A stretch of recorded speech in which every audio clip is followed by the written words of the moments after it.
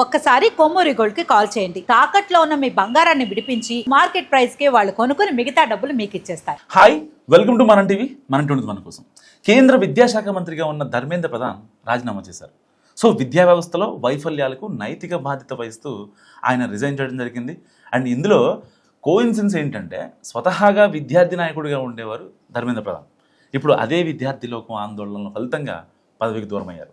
So ఈ విషయాన్ని పక్కన పెడితే, ఇప్పుడు తర్వాత వచ్చే కేంద్ర విద్యాశాఖ మంత్రి ఎవరు అనే చర్చ ఇప్పుడు బలంగా నడుస్తుంది దేశవ్యాప్తంగా.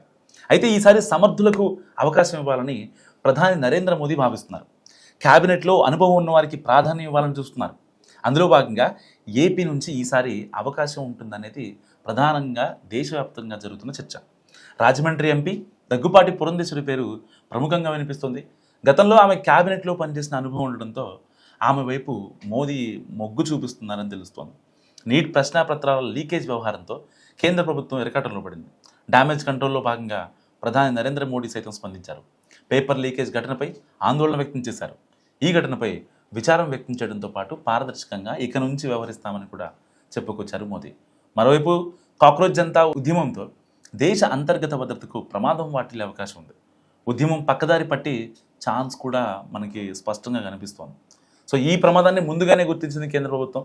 అందుకే విద్యాశాఖ మంత్రిగా ఉన్న ధర్మేంద్ర ప్రధాన్తో రాజీనామా చేయించేసింది. అయితే తదుపరిగా ఈ బాధ్యతలు ఎవరు తీసుకుంటారనే ప్రశ్న వినిపిస్తోంది. అయితే ఆ అవకాశం ఏపీకి చెందిన మహిళా ఎంపీ దగ్గుపాటి పురంధేశ్వరికి దక్కుతుందన్న ప్రచారం జోరుగా సాగుతుంది. మూడోసారి ఎంపీ అయ్యారు దగ్గుపాటి పురంధేశ్వరి.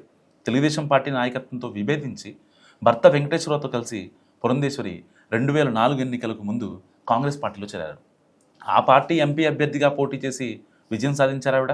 అండ్ 2009లో రెండోసారి పోటీ చేసి గెలిచారు. మన్మోహన్ సింగ్ ప్రభుత్వంలో కేంద్ర మంత్రి పదవి కూడా ఆవిడ చేపట్టారు. సమర్థవంతమైన నేతగా జాతీయ స్థాయిలో గుర్తింపు పొందారు. 2014 ఎన్నికలకు ముందు అనూహ్యంగా భారతీయ జనతా పార్టీలో చేరారు. పొత్తులో భాగంగా ఆమె రాజంపేట నుంచి ఎంపీ అభ్యర్థిగా పోటీ చేసి ఓడిపోయారు. 2024 ఎన్నికల్లో రాజమండ్రి ఎంపీ స్థానానికి పోటీ చేసి విజయం సాధించారు. మంత్రివర్గంలో చోటు దక్కించుకోవాలని భావించారు, కానీ వివిధ సమీకరణాలతో దక్కలేదు. ఇప్పుడు పునర్వ్యవస్థీకరణలో ఆమెకు ఛాన్స్ దక్కుతుందని ప్రచారం జరిగింది. ఇంతవరకు మంత్రివర్గాన్ని విస్తరించలేదు మోడీ.